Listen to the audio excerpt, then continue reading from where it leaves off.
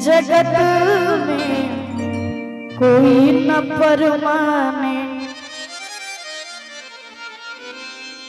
कि तेल चमेली चंदन साबुन, तेल चमेली चंदन साबुन चाहे लगा लो से जगत में कोई न परमाने, जगत में कोई न परमाने।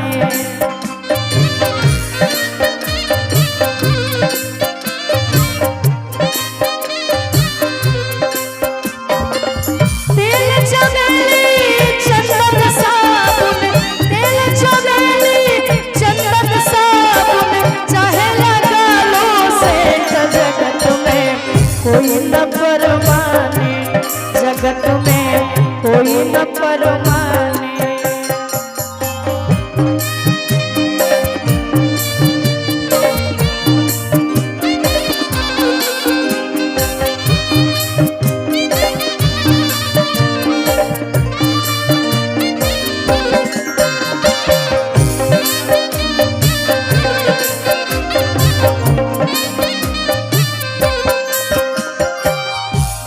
पांडे जी की तरफ से ढेर सारा आशीर्वाद आया और ये जो दुनिया बाप एगो रेस्टोरेंट के तरफ जाना तानी कैसे आवागमन लगी दुनिया में, जगत है रेस्टोरेंट रे प्यारे, जगत है रेस्टोरेंट।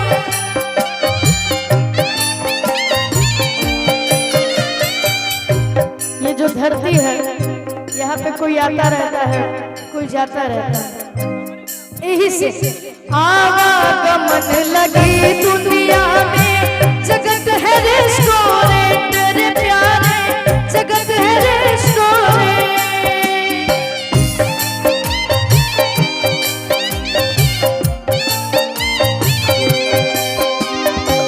अंत समय में उड़ जाएंगे, अंत समय में उड़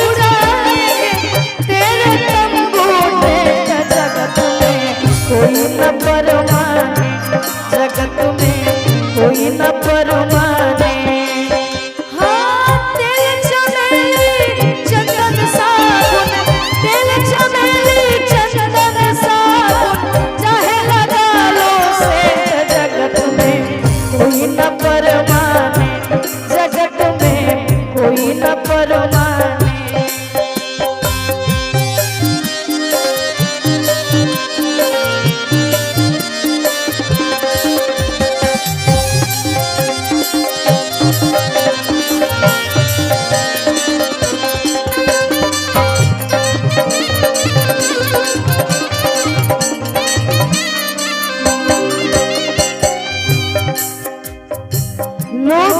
सोचेला कि हम हरिद्वार बाबा विश्वनाथ बाबा परमेश्वरनाथ जैसे घूमती, प्रभु के आशीर्वाद मिले, लेकिन का कहे के बात गाना में बहुत प्यारा भाव है। हरिद्वार या मथुरा काशी घूमा दिल्ली के तेरे प्यारे, घूमा दिल्ली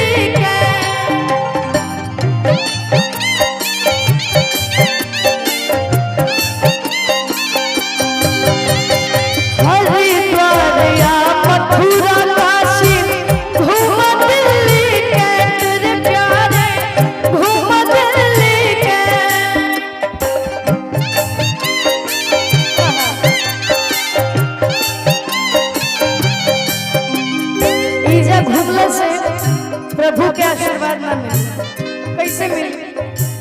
मन में नाम प्रभु के रखा, मन में नाम प्रभु के रखा, धोती पहनाया पैंट जगत में कोई न परमाने, जगत में कोई न परमाने।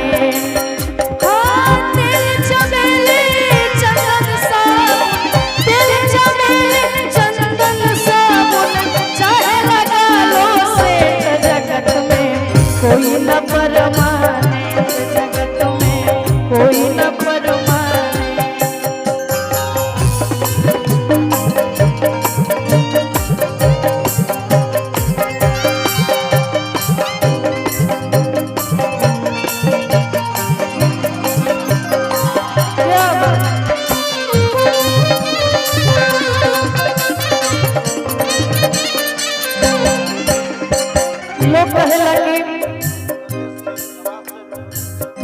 हमारी समाज सेवी गणेश सिंह जी की तरफ ढेर सारा आशीर्वाद।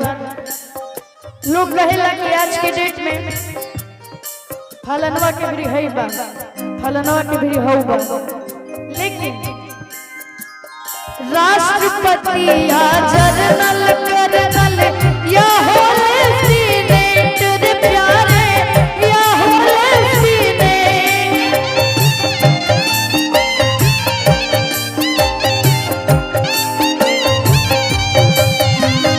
राष्ट्रपति या जनरल कर्नल या हो सीनेटर प्यारे या हो